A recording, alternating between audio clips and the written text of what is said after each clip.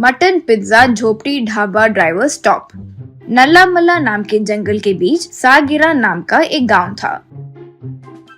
वहाँ सिप्पी नाम का एक गांव के बाहर एक झोपड़ी में होटल चलाता था। वो वहाँ जो मटन पिज्जा बनाता था वो बहुत मशहूर था।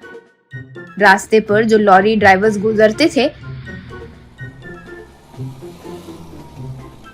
सब वो खाने के लिए वहाँ रुकते थे। वही नहीं, सिप्पी जो जंगल की कहानियाँ बोलता था वो सबको बहुत पसंद थी। वे लोग पिज्जा खाकर उसकी कहानी सुनकर बहुत एंजॉय करते थे। एक दिन लॉरी ड्राइवर शीनू के साथ मुन्ना नाम का एक लड़का वहाँ आया।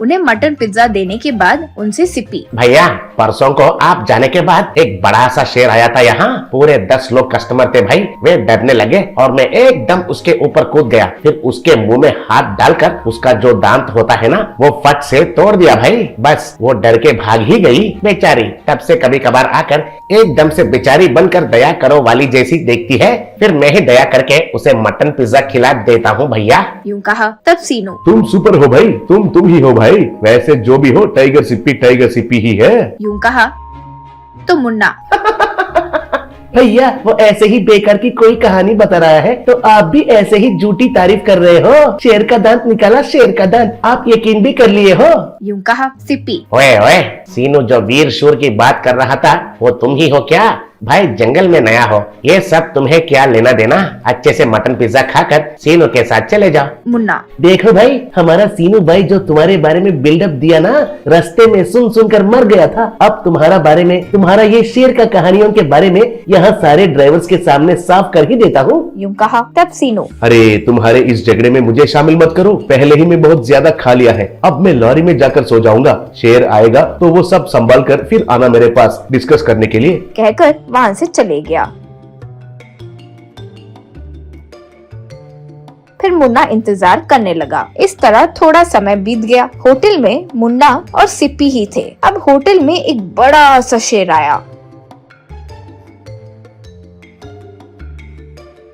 उसे देखकर मुन्ना, बाप रे बाप, शेर आया भैया। यूँ कहा वो शेर ऐसे आवाज किया। वो देखकर सीनू एक पिज्जा उसके ऊपर डाला। वो शेर उसे पकड़ा।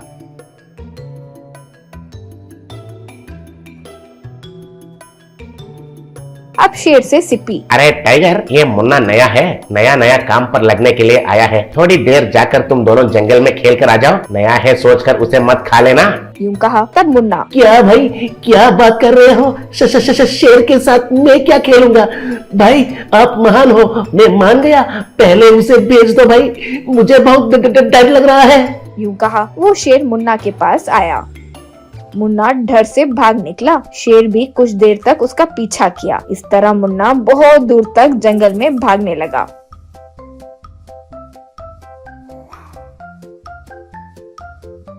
फिर शेर वापस सिप्पी के होटल में आया। फिर एकदम से वो शेर का वेश निकाला तो उसमें सीनू था। फिर सिप्पी से सीनू, पागल कहीं का, पढ़ाई करने कहा तो तुम्हारा पीछा आता हूँ भैया, लॉरी चलाता हूँ भैया। भैया मैं महान हूँ, ये हूँ वो हूँ कहा। अब देखो जंगल में भाग गया। कहकर अपने शेर के वेश को निकालकर बगल में रख दिया।